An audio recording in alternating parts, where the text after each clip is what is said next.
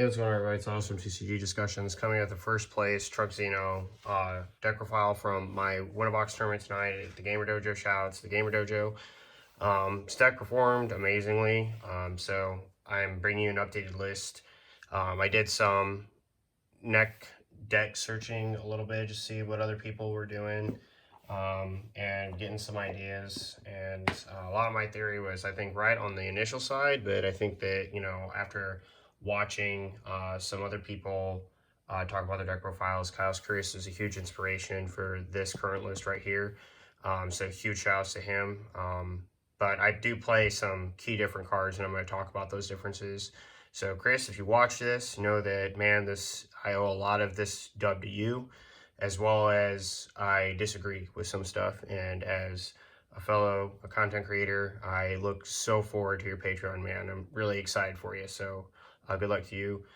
Shouts to Joe for judging tonight. Hope you make a quick return. Everyone who showed up, a couple new guys that I haven't really seen before. Don't come around too often.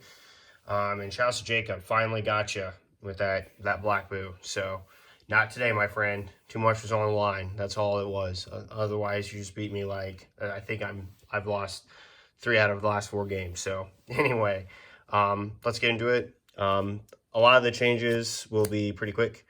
We did best of 1 today. That's the winner poutine that I got. I really like it. I think it's really cool. Anyway, so as I was saying, we did best of 1 today. So at the end, I'm going to talk about all the cards I cited in. First off, for Gohan, it's just the best one. I'm actually considering, after playing in the finals, I played against a shop owner, Jay. He's a level 2 judge. He's really good at the game. And we were playing the mirror, and he had the other Gohan that can spirit boost and make a crit. It's something to consider, just so your leader doesn't get stifled on Awaken. This is one of the key differences that not from my previous list, but that was like different from Chris, and I think that this is something to talk about. If you do not open well, this unison can be like the saving grace of the situation.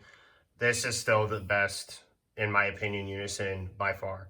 The fact that she gains 2 markers, she nets you another card when you're going to play that card anyway. Like, you're going to play this blocker out, you might as well just draw a card for it, right? If you play Trunks, you might as well draw a card for it and give your unison a marker. There's just no reason to not. I was really wrong for not playing the 5-drop Trunks. It's something I corrected immediately after watching some gameplay and studying other people's lists. And it just breaks this unison so much more. I wasn't playing enough targets before with this, and I increased from 50 to 60. Thanks again, Kyle's Chris. But this unison just has to be the best one by far. Like the Barok one, it doesn't matter what its other effects are. What matters to me is that I have a unison that's going to put on pressure and net me an extra card and not die very easily to my opponent's pressure, which is what makes this unison so good. Because again, just netting me an extra card and drawing for just doing what it does, and just raw +1ing, giving me those extra cards is just phenomenal. So, and the most key part is that she helps you awaken. Like, I can't stress that enough. Like, your second turn, if I awakened on my second turn every single game I played today. Okay, maybe with the exception of 1 game that I did after the tournament. But I still awoke on turn 2 every time, and it's busted because the higher life total you have in this deck, the better. Huge shout out to Kyle's for this one. This Goku. Need to get 2 more foilies of him.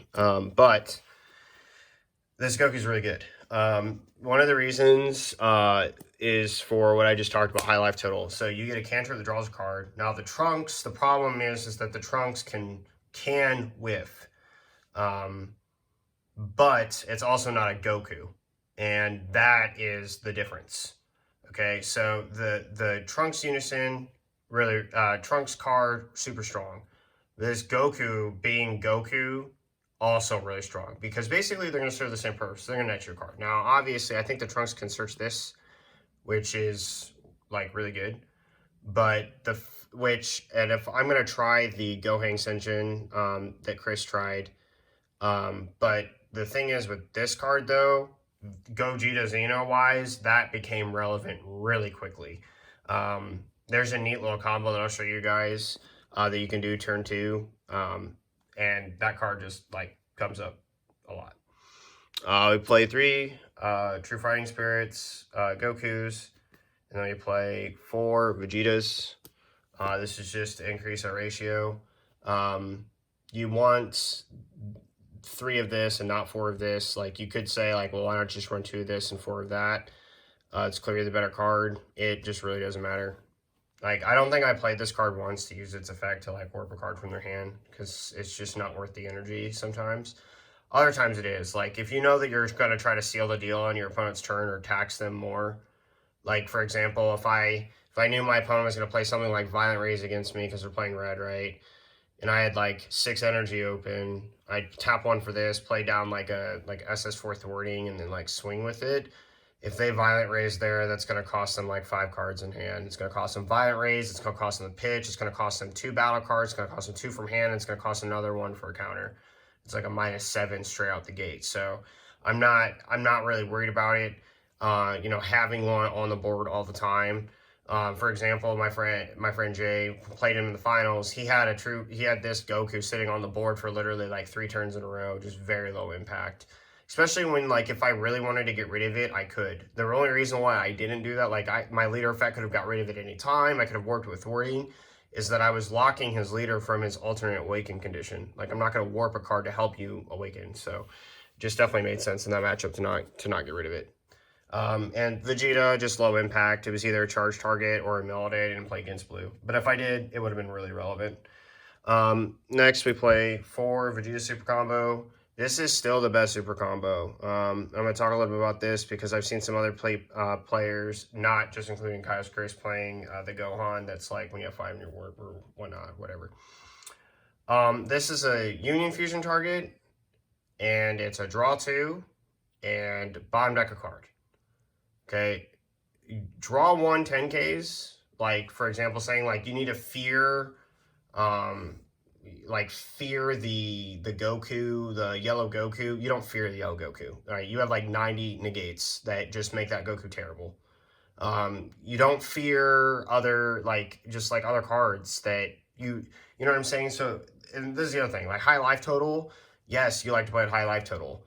But drawing 2 more cards when you super combo digs you deeper into your pieces that make things better for you. And that's just the case every time, especially when you're putting on pressure, right? Like, you could draw into a card that, like, you didn't have right away. And that just matters. It has too much synergy with the deck for me to play anything else. So I'm going to stick with that. I think that it's just really phenomenal. 4th Warding, I'm going to call it the Hell Twins. You should never be playing 3 of this card in a deck that plays it. Especially when you can just warp 1 out of your hand, right? Like, if it's really that serious and you feel like there's too many of this card, you just warp it. But like today, because I had 4 of it, I had 1 charged, 1 in my warp, 1 on the board, my Power and Heron's lineage the card, and then I played the 4th one from my hand. Right? So, yeah, just too good. A lot of people say, like, recycle with Bio Limits. That's like really true. It's really good.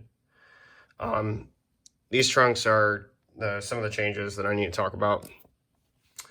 I was a fool to not play these cards.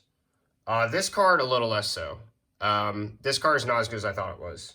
It's good, but it's, like, not as good. It can be like a one cost 20k double, which can be strong. You have to have 10-year warp, which is a little bit iffy, especially with this card. You gotta have to, like, plan that out, like maybe overwhelm something out. I'm considering maybe playing the Gohans over this, just to, like, increase the leader's consistency of awakening on turn 2, like solidifying that that's going to be a thing. But this card, this card is absolutely absurd. It breaks the Kai Unison in half. It's so dang good. It's so dang good. Like, I had no idea that it put up to 3 black battle cards back. It solo fuels your 6-drop Overrealms. Like, oh my gosh. Like, when I read it, it's so stupid. You know what else I thought? I thought this card had unique. It doesn't. Like, This card can just quickly get out of hand in the matchup. Putting 3 of it in was immediately worth it. There's not enough to say. Like, it's so good.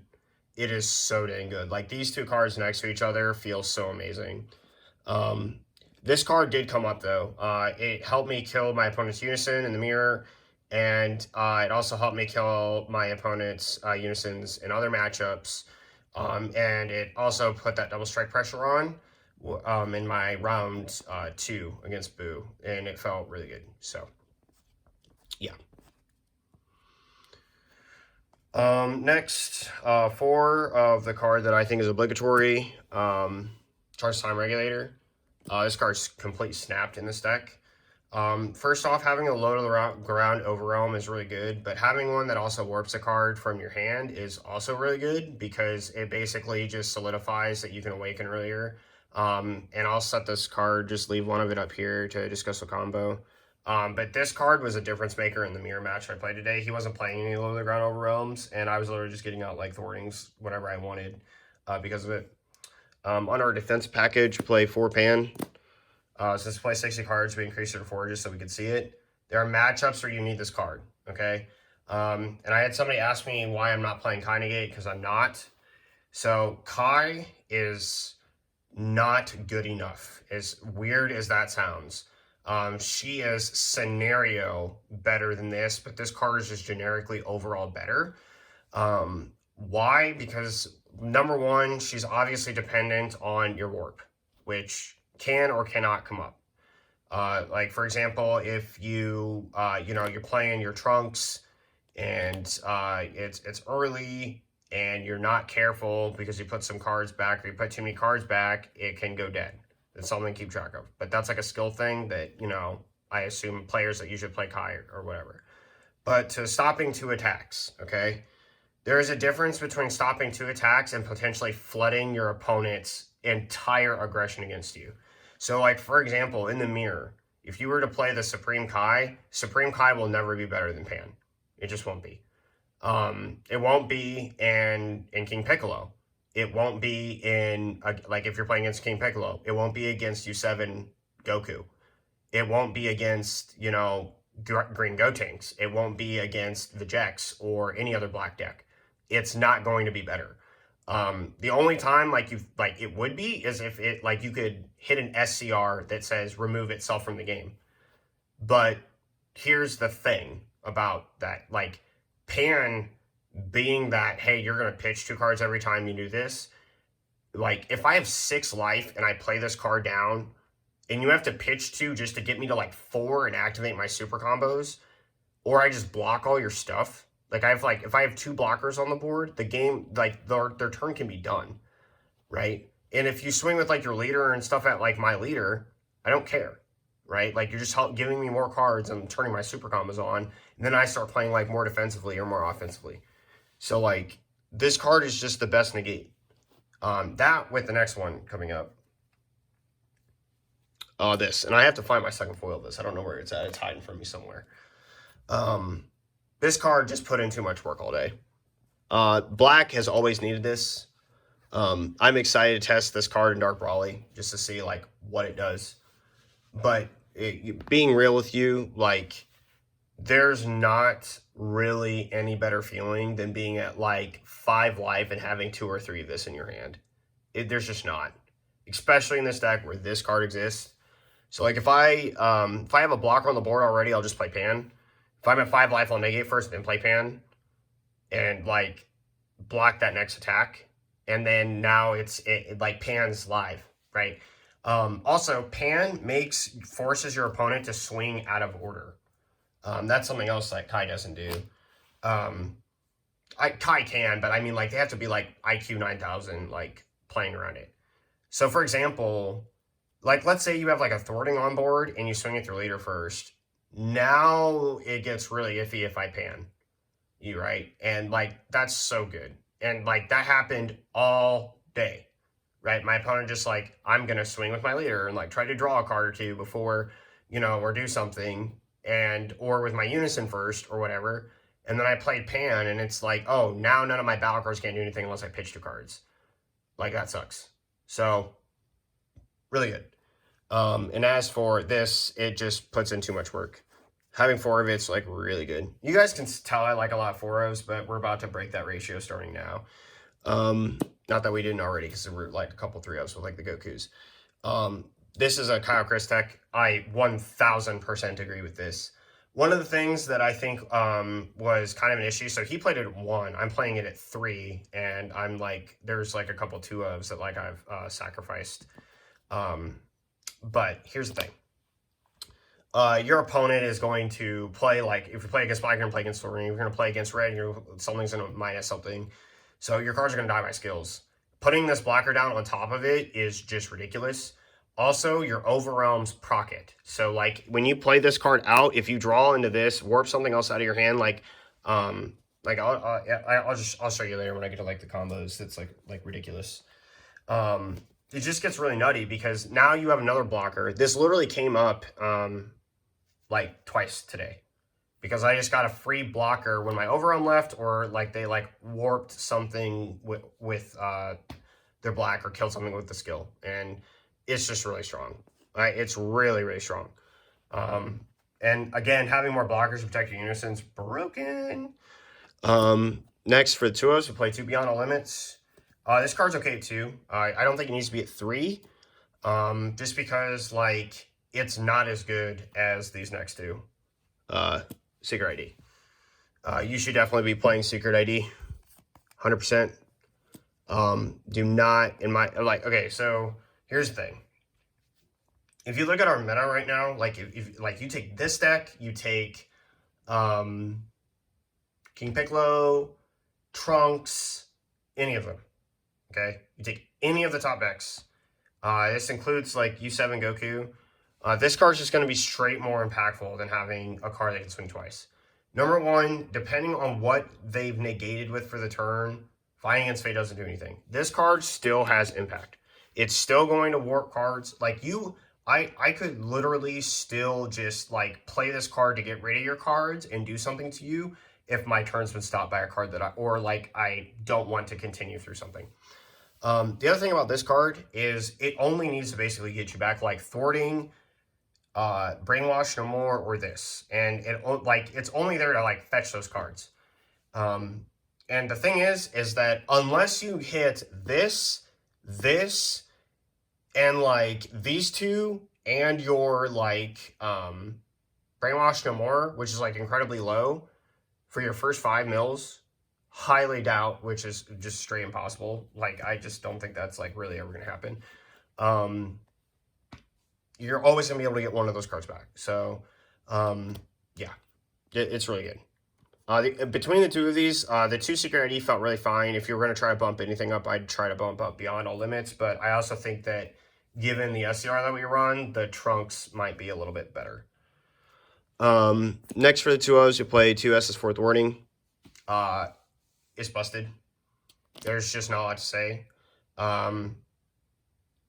Yeah, anytime this card came down, the game ended. So it's really, really good. I had to be a little bit more careful against the mirror match with Trunks because I knew that he played Petrification. We also did best of 1 pre-side, which is really strong, and I'll talk about what's like strong in my side and like kind of going forward, like ratios I might mess with. But this was busted. Like, it was just really, really good. I either didn't need it or it just blew him out, or I didn't need it and it blew him out. So like, you know, it's one of those things where like if you pan, which happened, I think it was in an off game, I got panned while I had this card on the board swinging. Pan stuck, it warped pan, it warped thwarting, it warped 2 cards from his hand, he discarded a card. It's broken. So it's really good. And being a blocker is really strong. What I will say though about him is his permanent is too weak. I almost wish his permanent just said like, well, this card's in rest mode, it can't be removed from the battle area by opponent's skills. Barely anything KOs anymore, like at all. I mean, like at all, barely anything KOs. So yeah, like it feels weird. Like, you know, when you play against the mirror, it's just going to get warped either by the leader or thwarting. So, you know, red can minus it into oblivion. A lot of people talk about this card like not being able to like do anything. I think like the red Goku by itself almost like kills this card. Next we play 2 Petrification. It does come up. I really like it. Like it a lot.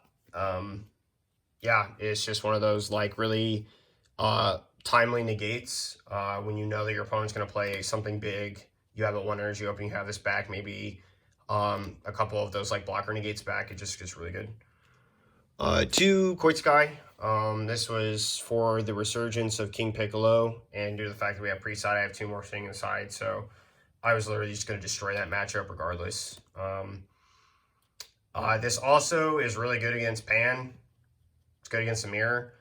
It's also really good against just like, you know, that Goku in yellow and all this other stuff. So like having 2 of it in the main is really good. You can also filter cards out. Like for example, I had a scenario today where I played it that I had a unison with like 8 markers already, and I had like a unison in my hand, so I just like shuffle that to the bottom and like drew a card. So yeah, really good.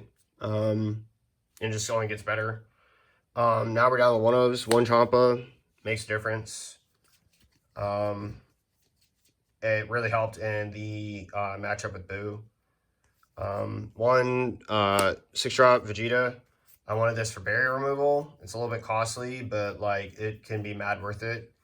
I have 2 more sighted. So like if I knew I was going to play against yellow, like I just sight in like all 3 and take out like my my 6-drop like secret IDs and whatnot so that I could use this. It's also Vegeta target, which means that you can use it for SS4 thwarting, because the SS4 thwarting is not Union Fusion. They don't have to be the same, which is something that I like learned from watching some gameplay. Yeah, I sound like I'm a really good player, but then I like learn simple things like that and I feel really stupid. Anyway, Brainwash some more. Played it at a 1-of. It's one of those things that like once it's like out of your deck, like if you warp this off of your leader effect or something else, whatnot, or you have to discard it or you have to combo it or something. 1, if you have Beyond All Limits, you can get it back. But number 2, it makes your opponent think. Like a good player will see that and be like, oh, he comboed 1, that means he has another. And have to play around that, and that can help give you an edge in a match. And lastly, the brokenness. This card, and I think Chris and I both agree on this card is snapped. This is actually, in my opinion, going to be better than the other Supreme Kai. Like, this card is just going to be straight better. If you're playing a black aggro deck, a 1-drop energy 50k double strike is stupid. Like, it's just so stupid. If you play the resource game, which this deck can do 2 things. It can go mid-range long or mid aggro. Again, it's just going to be stupid. So, like, for those of you who don't know what she does, you activate Battle Bringer in when you have 3 more energy. She is a 40k, but she becomes 50 because she has Servant and she has Double Strike. Obviously, Ultimate. And then you can activate Battle or activate Main to send her to the warp. And then your opponent can attack with battle cards or unisons without taking a life and placing it in the drop area. The thing is that this card is a timely card. So, number 1, if you do it relatively like preemptively, like let's say that you know, based on your board state and the defensive resources in your hand, if you play this card, your opponent can't win the game, right? You'll be able to negate their leader attack and block for their other ones, right? And depending on what their life is, that could be like really good. The second thing is that it activates battles and can activate battle. So if your opponent swings with their leader first, which would be a mistake anyway because of like a pan is a possibility. But let's say they're like, they know that you don't have any more pans and they think it's just safe. If they swing and you activate battle and then you activate battle again in the same activate battle to warp her, that locks their unison and their battle cards out without them critting a life. And depending, again, on your defensive state and what's going on, that can be, again, really menacing. You can basically hatch them for the turn. And lastly is just this. If you don't like 50k double strikes for 1 energy, I don't know why you ever would play Champa in your deck. Period. Like, it's so dumb. Like, being a black deck, having access to this card is just ridiculous. So, yeah, there's nothing else to really say about it other than that, like, and the other thing I'll say about this, Kai's removal is lackluster right now. It just is. If you want to kill a unison, I feel like unless you're playing like against Gotenks or some kind of +2 like Baby in blue, which Baby is kind of bad right now, you know, you're not really worried about that. Number 2, as it pertains to that, I will gladly swing at your unison all day. I will gladly swing at your unison all day.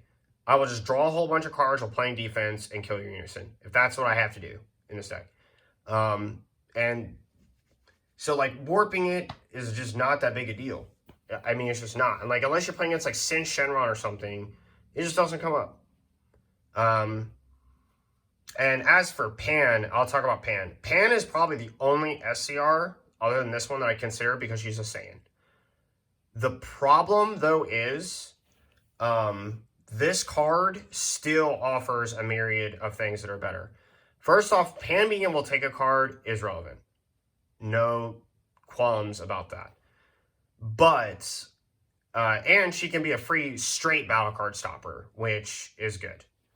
But there's a couple problems with it. Number 1, if you played against this deck, she's immediately just going to get warped before you're ever able to take anything. Secondly, if you, depending on what deck you're playing against, like if you are playing against black and like Thorning's on the board, it really kind of matters. Number 3, it doesn't stop unisons. This card does address unisons. It says even your unisons, if they swing, they're still going to crit a life.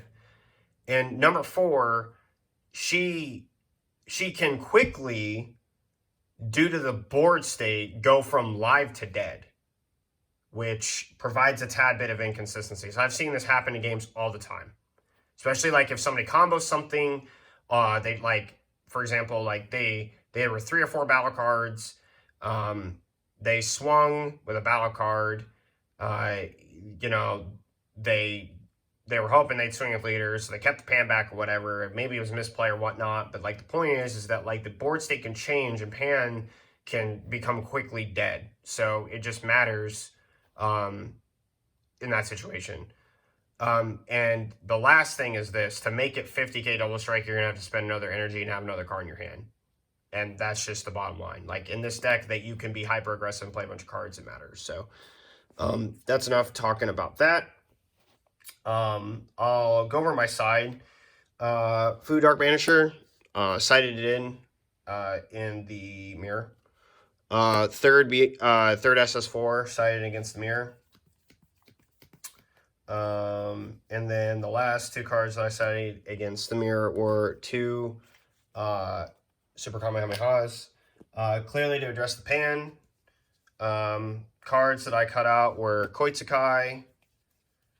I cut out one of the SS3s, which is really nice because it's a nice flex spot. Cut out 2 something else. Oh, I cut out this Vegeta because they don't have any barrier cards, so there's no point in having it as a spot.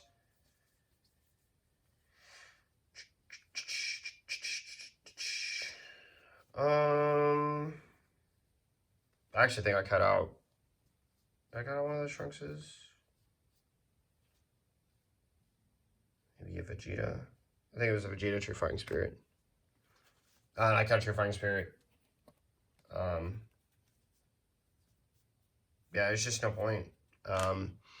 So Koitsukai is good against Pan in the blocker negate, but thought process was that it's just not as strong as Super Kamehameha. So while there's still going to be one in the deck, your like Super Kamehameha just if they have 1 energy open and play Pan, this card just kills it. So, like, stopping that Pan can just alter the game and win.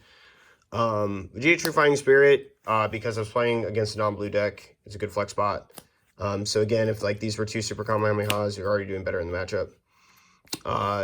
Vegeta, the Unstoppable Evolution, because again, they don't have Barrier, and this card is going to be more impactful.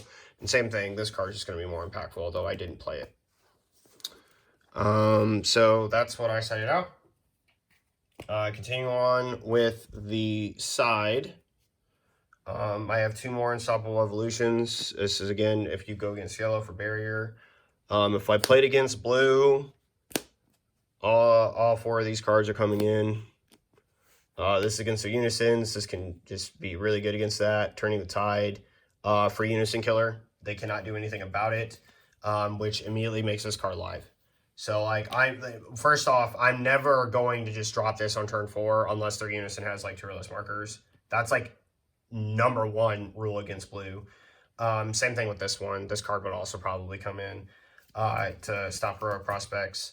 You'd also see me bring these in to stop Prospects. But, like, #2, because you'll have time to play this card, and they can't do anything about it, it's really strong. It's just really, really strong getting at it. It's something that I honestly almost want to increase on the side, but I don't have room. 3 to Barua, Hand Destruction is not dead. I have 2 decks on, one on this channel and another one coming that has Hand Destruction aspects to it, and I promise you it's not dead. And then 2 more Koitsukai for King Piccolo and other decks that like to spin a bunch of stuff. Round 1, did not cite anything. I was playing against U7 Gohan. Shouts to Tyler, my man. Hashtag, that was depressing. Don't play that U7 Gohan draw. Not to hate on U7, so I didn't cite anything for that. In round 2, I cited 2 Super Kamehamehas, and I took out Koitsukai. The reason I brought these 2 in, and actually they both became extremely relevant, is so that when they discard a card to play Bobbity, and then Bobbity they discard their hash to play the Bobbity, and then they basically like declare that they're going to play a card. You just Super Kamehameha it, and then they say choose nothing. And then he played a 2-drop, and then I did it again, and that just sealed the deal, because even though he could discard quote unquote his whole hand and do everything, he had 1 life left. I had 3 with like 2 blocker negate producers, thwarting an SS4. So, and this in hand. Like, it's game. Yeah, and it was the first time I ever beat Jacob, so shout out to that. Yeah, last thing, I guess, to show you guys is, like, little combos. The first thing that I need to talk about is if you somehow get any combination of these cards in your hand at any time. And it could be this one that came up, and then one of these. So you see a Vegeta Goku. You see a Vegeta Goku of any kind, thwarting in Trunks. And as weird as it sounds, like, you're like, that's like really oddly specific, but this stuff kind of matters, right? So let's say that we get our things. This is like saying you start with super combo seems kind of sus, but let's say that we have somewhat of a awkward start. Okay, you got like this blocker that you really don't like charging. You got this. Okay, I'm gonna do like just 2 really random things and show you guys like a really unique play that you can do. Okay, so it's really awkward. Like, you're going first. Your life's set up over here. Let's spit 8 random cards for no reason. And I'm only doing this to like showcase to you guys like thought processes that I was made aware of that are like super strong. Okay, so this is your hand. You're gonna charge here, and you're not gonna tap for this guy. You're just gonna straight warp this guy out, draw 2, Now, if you hit a Goku, like I just did here, and I got my unison, let's like put this away and act like I didn't get my unison because that's like broken. Yay, got another super combo, whatever. Yeah, it's okay here to tap for this draw. Okay. So we like to play a high life total. They're gonna swing at your leader because you went first, whatever. They like to draw their card, combo this off. It's totally fine. Okay. And then now it's your turn. Maybe they did a damage. Doesn't matter what this card is. Oh god, it's a unison. Well, unison breaks this anyway, but again, it just doesn't really matter. So I want to showcase this play without using the unison, although using the unison's also going to be kind of good. You could tap 2 for your unison. Actually, don't do that yet. Sorry. I'm messing up my own combo because I got the unison. It's throwing me off. You're going to warp here. Draw 2. Doesn't matter what they are. And then you're going to activate thwarting. Put these 2 back. Okay.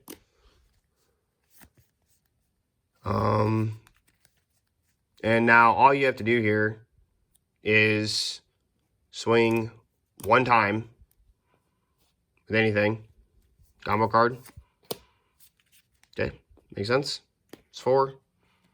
Overrealm 3. Trunks time regulator. Draw 2. Warp 1. It could have been the thwarting swing 2, right? That you could have comboed on, because this would actually be more relevant. This all costs you 1 energy so far, so you're gonna tap 1, draw 1, awaken, and then you get to swing, and then draw 2, and do whatever you're gonna do. So as you can see here, it's like pretty good. So that's one little combo that's really neat, and it's like an alternate turn 2 awaken condition. Like if you just see the cards. In my game, I actually had to do it with a super combo on the game that came up. And you don't hurt too bad with your super combos because you play literally like half the game, if not like 75% of the game without it. And the last little neat combo that I just want to show you is these 2 cards right here. I have to find one of the trunks. Trunks and Gohan. So when you overwhelm like anytime and this is in your hand, like when it leaves via skill, you get a free blocker. Which like comes up because you know, when your unison's established like this and you've put all the pressure and like you've put your pressure is like this card like going out, like you overrun for this and you like tapped energy, brought this back, like drew another card. You're like awakened at this point because you know what you're not, and like all this other stuff. Defensively, this is just gonna be absurd, like when this leaves and comes back. Because you're gonna have swung, right? But the reality here is that, and why this is so nutty, is there are 3 blockers on the board for your unison. They have to address 2 of them. Secret ID can take both of those cards out. But the problem, again, is if they secret ID your board, and one of the reasons why I play 3 of the guy is for this exact reason. So like if they secret ID it, and I have another one in your hand, and like there's another one in my hand, like, they could still get rid of these cards. This card's still here. And the only thing they've done now is set me up to draw another card. My leader's still going to be a blocker, and I get another one. Not because he's got a unique tag, but, you know, when you removed him from the board, that unique tag stopped being relevant. So it's just, like, one of those things where, like, this really comes up a lot. And it gives you a free blocker to protect your unison, which is going to be really key for your spot removal, either for your leader, which also puts 2 battle cards back, which also sets up your SS4 thwarting. If you have enough energy, you're like 5, 6, or 7. And then lastly is just that it's going to help you, you know, if they destroy it, KO or whatever, you have to set up your Overrealm. If they warp it, like I talked about, it's going to be fine. If they bottom deck, it kind of sucks. But, you know, this card right here, you know, going back to my hand, if it gets bounced or whatever, or goes back out to the warp, like I'm fine with that card coming back because it's going to be a free draw. It's just really good. Really, really good. So, yeah. That pretty much does it for my deck profile, guys. I hope you really enjoyed it. I use this meta token because I don't have any Demon God tokens. I gotta get those, but basically show the same things: 5k combo and 5k power. So yeah, thank you so much for watching. Sorry this was not a long one, but I felt like this is going to be kind of helpful to explain those deck checks and deck techs and choices. Huge shout outs to everyone that was there tonight. Shout outs to everyone that was inspiration, Crossworld, the Hill Twins, even though like the Hill Twins is where I started. Shout outs to Jason Neal, specifically him, because we've been talking about this deck for like the last 2 months. And what to do with it. See who else. Shout out to Kaios Chris, obviously. He was one of the big inspirations in me going to 60 cards. Just fitting those like really good cards. Because you filter so much to your deck, you're going to see it.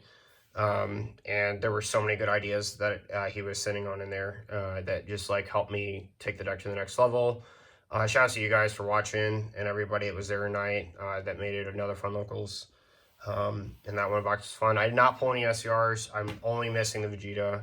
So, yeah. Look forward to more deck profiles coming soon. I've got Gotenks and hopefully Goku Black. And then other than that, I think I'm only going to get 3 SCRs, and then I'm done investing in the game until the next set. So, I will see you guys next time. Thanks for watching. This is Alex from TCG Discussion signing off. Later.